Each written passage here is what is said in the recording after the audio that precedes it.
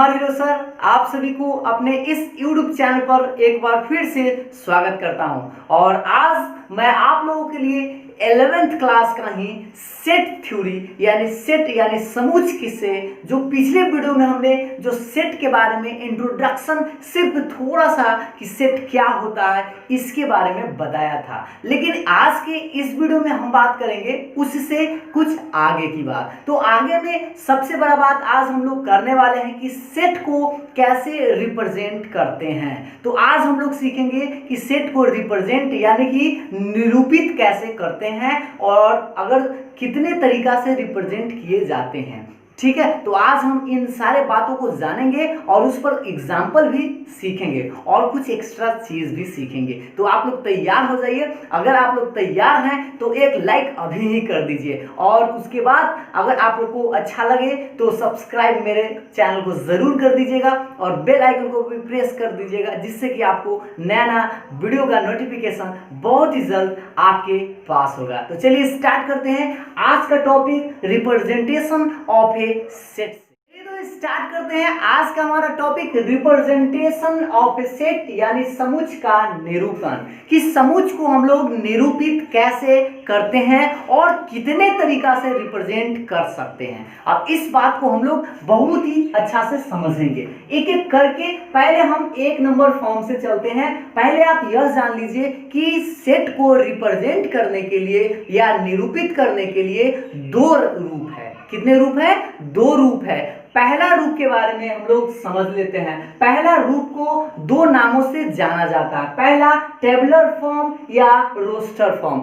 ज्यादा खास करके आपको जो है रोस्टर फॉर्म देखने को मिलेगा और रोस्टर को रोस्टर ही बोलते हैं और टेबुलर को सारणी रूप बोलते हैं हिंदी में। तो आज हम लोग पहले समझेंगे कि आखिर सारणी रूप में कैसे किसी भी सेट के एलिमेंट को हम लोग लिखते हैं। ठीक है, तो चलिए आप लोग तैयार हो जाइए। एक एक चीज को समझाएंगे और आप लोगों को समझ में आएगा। ये हीरो सर का वादा है। चलिए तो देखते हैं इन दिस फॉर्म, इस मेथड में किया क्या जाता है, इस बात को पहले हम लोग समझ लेते हैं। In this form we list all the elements of the set with in brackets, middle brackets and separate them by commas. यानी कि इस विधि में या इस रूप में सारे एलिमेंट को कॉमा के रूप में अलग कर मिडिल ब्रैकेट के अंदर लिखा जाता है। क्या आप लोगों को समझ में आया? एक बार फिर से इस बात को समझा देते हैं कि सारे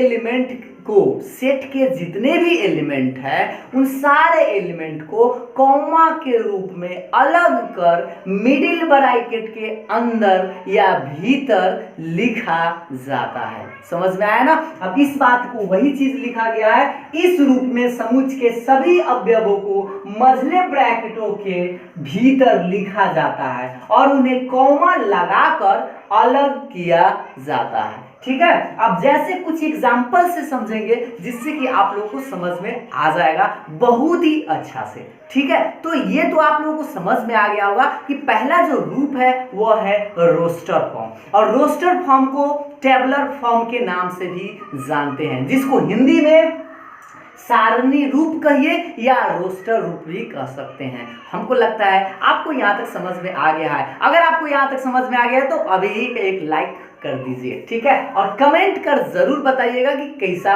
लगा। तो चलिए कुछ एग्जांपल्स के सहारा से इस बात को हम लोग और अच्छा से समझते हैं। तो देखिए पहला एग्जांपल है the set of vowels in English alphabet, अंग्रेजी वर्णमाला के सभी स्वरों का समुच।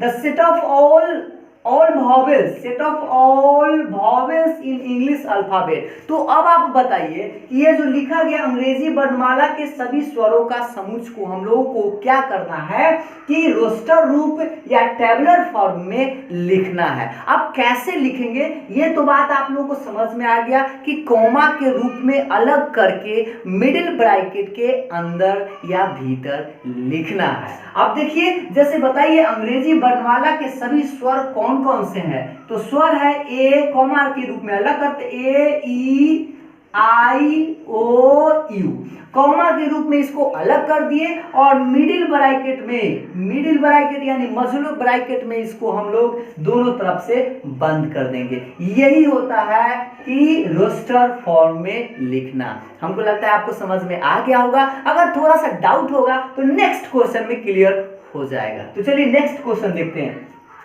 The set of all odd natural numbers, odd natural numbers मतलब होता है सभी विषम प्राकृत संख्याओं का समुच्चय। तो आप हमको यह बताइए कि सभी विषम प्राकृत संख्या कौन कौन से हैं। तो पहले हम विषम प्राकृत संख्या को लिखते हैं। तो आपको पता होगा 1 3 5 7 9 डॉट डॉट बहुत सारे विषम संख्या है। तो इस तरह से हम कॉमा के रूप में तो लिख दिए और इसको मिडिल ब्रैकेट के अंदर हम बंद कर देते हैं। तो ये जो रूप है या ये जो मेथड है, इसी मेथड को रोस्टर फॉर्म में लिखना कहते हैं। ठीक है, समझ में आ रहा होगा। अब हमको लगता है कि आप लोगों को समझ में आया होगा। तो चलिए एक और एग्जांपल देख लेते हैं जिससे कि आप लोगों को पूरा 100% क्लियर हो जाए।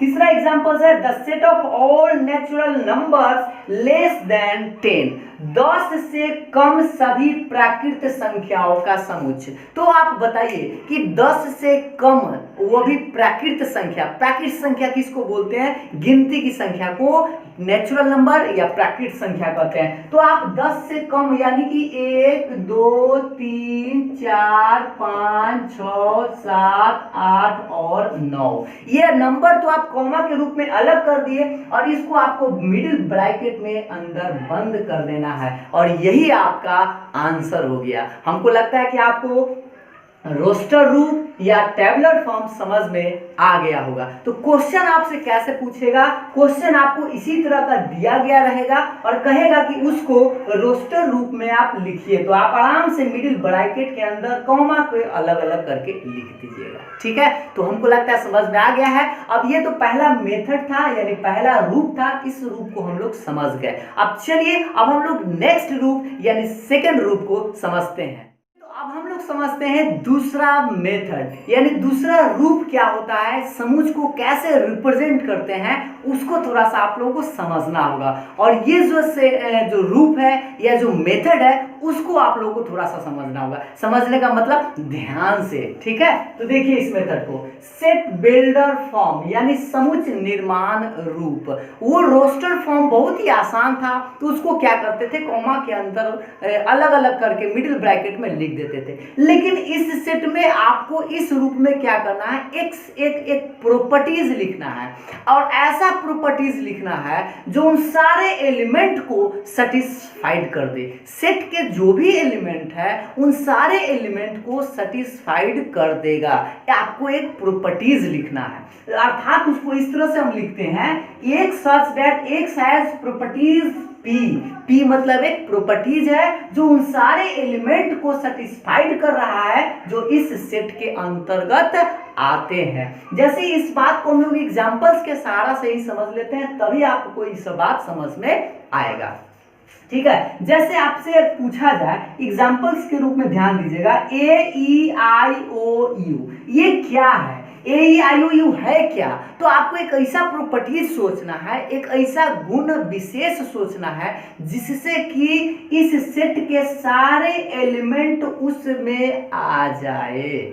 इस बात को तनी फिर से समझिए, एक ऐसा आप गुण विशेष बताइए, ऐसा एक वाक्य सेंटेंस बताइए जिसमें कि इन सारे एलिमेंटों के जो सेट है वह आ जाए। अब इसी को हम लोग अगर लिखते हैं तो हम लोग बोलते हैं सेट बिल्डर फॉर्म यानी समुच्चय निर्माण रूप में लिखना कहते हैं। अब इस बात को कैसे लिख सकते हैं, सो देखिए, एक सच दैट, इसको क्या लिखते हैं, एक सच दैट हमेशा लिखेंगे और एक ऐसा प्रॉपर्टीज लिखना है जिससे कि उन सारे एलिमेंट को सेटिस्फाइड कर दे। तो इसको हम ऐसे लिखेंगे, एक such that x is a vowel in English alphabet. अब बताइए, हमने एक प्रॉपर्टीज लिखा, क्या लिखा कि एक्स इज ए वॉवेल है और इंग्लिश अल्फाबेट का, हिंदी में एक्स एक अंग्रेजी वर्णमाला का स्वर है। तो अब आप बताइए, जो हमने सेंटेंस बोला कि x एक अंग्रेजी वर्णमाला का स्वर है, तो ये सेंटेंस जो है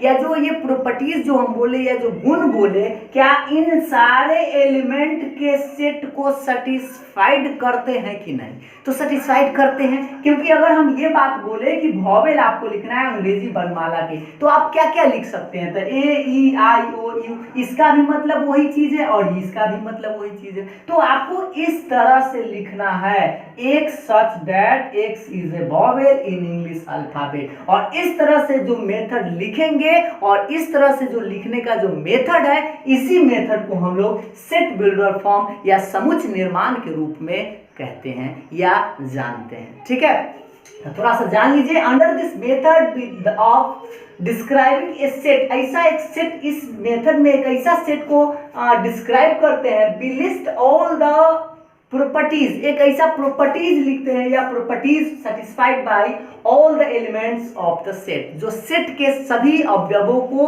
सेटिस्फाइड करेगा। वही बात हम बोले कि इस विधि में समुच्चय के अवयवों द्वारा जो समान गुण विशेष ग्रहण किया जाता है, मतलब कि इस विधि में एक ऐसा गुण विशेष लिखा जाता है जो उन गुण विशेष को भी दर्शाया जाता है, जिससे कि एलिमेंट के सारे अवयव उससे सेटिस्फाइड हो, मतलब अलग नहीं हो। अब इस बात को हम लोग ज्यादा अच्छा से एग्जांपल्स के सहारा से ही समझ सकते हैं, जैसा कि इस एग्जांपल से आप लोगों को थोड़ा सा समझ में आया जरूर होगा। एक और एग्जांपल देख लेते हैं जिससे कि आप लोगों को और अच्छा से समझ में आ जाए। देखिए एग्जाम्पल्स नंबर नेक्स्ट देखिए बी नंबर की, ये आपका एग्जाम्पल्स नंबर दूसरा है। अब हम इस पर हम 2-4 एग्जाम्पल्स और लेंगे जिससे कि आपको समझ में और अच्छा से आ जाएगा। देखिएगा 2 4 6 8 डॉट डॉट डॉट ये लिखा गया है। अब आप बताइए, ये तो रोस्टर फॉर्म में है, इसको हम लोग सेट बिल्डर फॉर्म में कैसे लिखेंगे? तो हमको तो एक पहले क्या लिखना है, एक सच दैट एक्स, एक ऐसा प्रॉपर्टी लिखना है,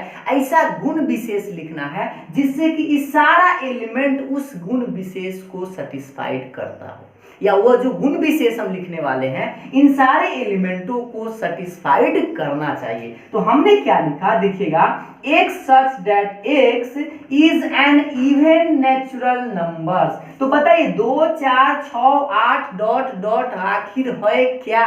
तो नेचुरल नंबर ही तो है, और वो भी कैसा नेचुरल नंबर? तो इवन नेचुरल नंबर। तो इसको हम लोग ऐसे भी तो लिख सकते हैं कि एक सच दैट एक्स एक सम प्राकृत संख्या है। तो अगर हम इस बात को बोले, यानी ये जो प्रॉपर्टीज लिखे, क्या इस सारे एलिमेंट को सेटिस्फाइड करते हैं कि नहीं?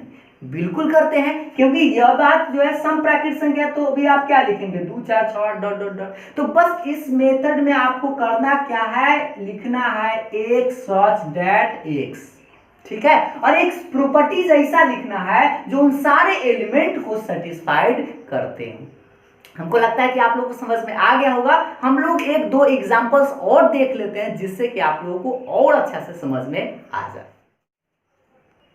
चलिए तो अब हम लोग 1-2 एग्जाम्पल और देख लेते हैं जिससे कि आपको सेट बिल्डर फॉर्म बहुत ही अच्छा से समझ में आ जाए। जैसे देखिए आपके पास एक क्वेश्चन है 3 नंबर, एग्जाम्पल्स नंबर देखिएगा 1 2 3 4 5। अब इसमें आपको लिखना कैसे है सो समझिए। आपको एक ऐसा प्रॉपर्टीज लिखना है, एक सच दैट एक्स, यहां तक तो आपको समझ में आता है, लिखना है ऐसे।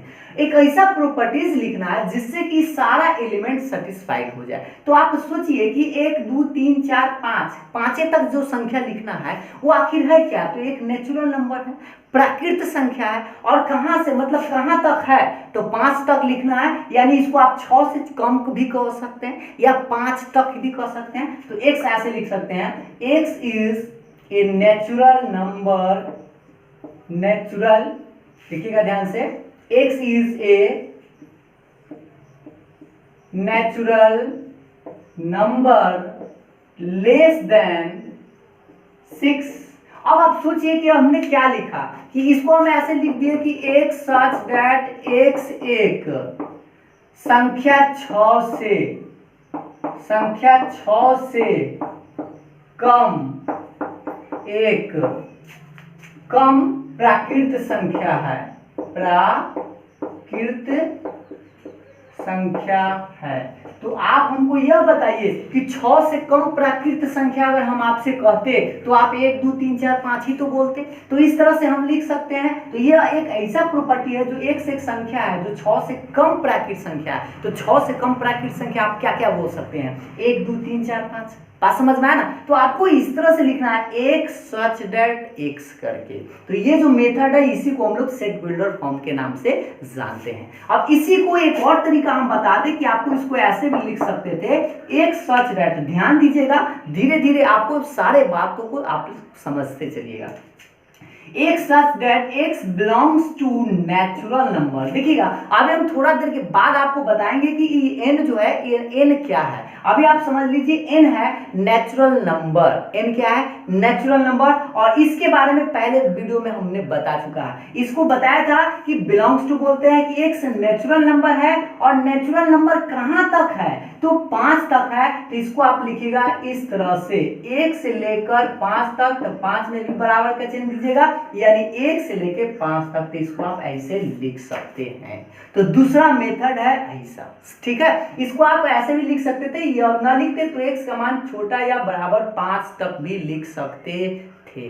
तो हमको लगता है यह भी समझ में आ गया। अगर आप इस बात को समझ गए तो ये जो मेथड एक और क्वेश्चन है उस क्वेश्चन को बनाने का आप लोग प्रयास करें। सोचिए इसको हम लोग बनाते हैं 2 4 8 16 32 इस तरह से। तो 2 के पावर 1 इसको लिख सकते हैं 2 के पावर 2। देखिए 2 के पावर 2 4 हो जाएगा। इसको क्या लिख सकते हैं? 2 के पावर 3, 2 के पावर 4 और 2 के पावर 5 इसको लिखेंगे। अगर देखिए ये जो एलिमेंट्स था 2 4 8 16 32 इसको वही चीज तो लिखा हुआ है। बात समझ में आ रहा है ना? अब इसमें आपको एक ऐसा प्रॉपर्टीज लिखना है, एक ऐसा गुणधर्म लिखना है जिससे कि ये सारा एलिमेंट उस गुण के अंतर्गत आता हो। अब कैसे लिखेंगे देखिएगा ध्यान से। आपको पहले क्या करना है, एक सच दैट x बराबर लिखना है, ठीक है। इसमें तो आपको हर हाल में इस तरह से लिखना है। अब देखिए सब में सेम चीज है, कुछ सब में सेम चीज 2 2 2 2 2 तो आप लिखिए 2 और पावर देखिए 1 2 3 4 5 डॉट डॉट डॉट आगे बढ़ रहा है। कितना तक बढ़ रहा है? पावर कितना तक बढ़ रहा है? 1 से लेकर कई तक जा रहा है? 5 तक। तो पावर में n लिख दीजिए आप। और n बताइए n का मान आप कहां से कहां तक जाइएगा? ज्यादा से ज्यादा 5 तक जाइएगा। तो इसको लिखिएगा n बिलोंग्स टू पहले नेचुरल नंबर। नेचुरल नंबर इसलिए क्योंकि आप गिनती की संख्या, ऐसा ना हो कि 1 के बाद 3 लिख दे 1 के बाद 5 लिख दे, ऐसा नहीं। आपको गिनती लिखना है 1 2 3 4 और ज्यादा से ज्यादा आप 1 से लेकर कई तक लिखेगा? 5 तक। तो इसको आप लिख दीजिएगा n जो है छोटा बराबर 1। इस तरह से आप ऐसे कर दीजिए, क्योंकि n का जो मान आपको रखना है वो 1 से लेके कै तक रखना है? 5 तक रखना है। तो ये जो है दूसरा रूप, यानी कि इसको बोलते हैं सेट बिल्डर फॉर्म। अब हमको लगता है कि आप लोगों को समझ में आया होगा। तो आज आप लोग एक्सरसाइज बनाने का प्रयास जरूर करेंगे। अब थोड़ा सा हम बात ऐसा समझ लेते हैं जिससे कि आप लोगों को ये, हाँ, इसके बारे में हम बता रहे थे कि n जो है इसको कैसे लिखते हैं। 2-3 वर्ड्स, 4 वो वर्ड्स है, उस वर्ड्स को हम लोग समझ लेते हैं जिसको हम लोग रिप्रेजेंट करते हैं, डिनोट करते हैं। ऐसे शॉर्ट में लिख देते हैं तो इसका मतलब बहुत बड़ा हो जाता है। इसका मतलब क्या है कि x बिलोंग्स टू n, मतलब x एक क्या है? प्राकृतिक संख्या है। तो कुछ ऐसे भी वर्ड्स हैं जिसको हम लोगों को समझने की जरूरत है। तो चलिए हम लोग उस बात को समझ लेते हैं। थोड़ा सा कुछ इंपॉर्टेंट नोट्स के बारे में समझ लेते हैं जिससे कि आपका एक्सरसाइज 1.1 कंप्लीट हो जाएगा, ठीक है। और अगर आप लोगों से नहीं कंप्लीट होता है तो कमेंट करके हमको जरूर बताइएगा और हम लोग एक्सरसाइज भी करेंगे और A to Z, ठीक है। तो पहले चलिए हम लोग इसको समझ लेते हैं कि क्या है। नोटेशन कुछ ऐसा है जिसको हम लोग शॉर्ट में लिख देंगे, इसका मतलब बहुत बड़ा व्यापक होता है। जैसे the set of all natural numbers. अब बताइए इतनी बातों को हम लोग सिर्फ n लिख देंगे, इसका मतलब कि नेचुरल नंबर्स हो गया। अब नेचुरल नंबर्स को, सभी प्राकृतिक संख्याओं के समुच्चय को हम शॉर्ट में सिर्फ क्या लिखेंगे? तो n लिखेंगे। सिर्फ क्या लिखेंगे?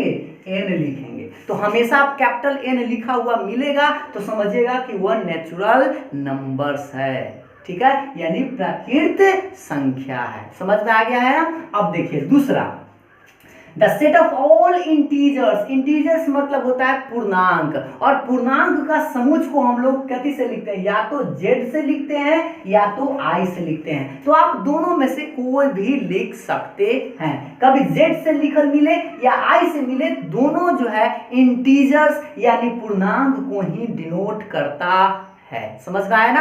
अब नेक्स्ट देखिए, the set of all real numbers. अब रियल नंबर्स मतलब सभी वास्तविक संख्याओं के समुच्चय को हम लोग कैपिटल R से रिप्रेजेंट करते हैं यानी डिनोट करते हैं। अगर R लिखा हुआ है इसका मतलब यह रियल नंबर्स है यानी वास्तविक संख्या के बारे में कहा जा रहा है। उसके बाद the set of all rational numbers यानी कि सभी परिमेय संख्याओं का समुच्चय। अब परिमेय संख्या को Q से डिनोट करते हैं, ठीक है। परिमेय संख्या को किससे डिनोट करते हैं, Q से। Q लिखा गया है इसका मतलब है कि परिमेय संख्या है। उसके बाद the set of all positive integers. देखिए पॉजिटिव हो सकता है, निगेटिव, अब इसी समय पॉजिटिव भी आ सकता है, निगेटिव भी आएगा। तो अगर पॉजिटिव आए तो सभी धन पूर्णांकों का समुच्चय। तो पॉजिटिव आए तो आपको करना क्या है, ऊपर में प्लस या माइनस लगा देना है। तो प्लस कब लगाएंगे, जब धनात्मक हो, और माइनस कब लगाएंगे, जब ऋणात्मक हो। तो आप इसी समय भी समझ सकते हैं, जैसे पॉजिटिव रियल नंबर होता तो R पर प्लस लगा देते। पॉजिटिव नेचुरल नंबर तो पॉजिटिव होता ही है क्योंकि उसमें नेगेटिव का तो कोई बात ही नहीं है, क्योंकि याद रखना है नेचुरल नंबर किसको बोलते हैं, गिनती की संख्या को प्राकृत संख्या बोलते हैं, और एक से स्टार्ट होता है तो उसमें तो नेगेटिव का बात ही नहीं आता है, ठीक है। उसी तरह से रेशनल नंबर नेगेटिव हो सकता है, तो यहाँ पर आप नेगेटिव या पॉजिटिव लगा सकते हैं। तो हमको लगता है कि ये सब बात आप लोगों को समझ में आ गया है, और आप लोग इस नोटेशन को जरूर याद रखें। n मतलब नेचुरल, z या i मतलब इंटीजर, r मतलब रियल, q मतलब रेशनल, और z प्लस या z प्लस i प्लस लिखेंगे यानी कि पॉजिटिव इंटीजर्स, ठीक है। तो हमको लगता है यहाँ तक आप लोगों को समझ में आ गया है।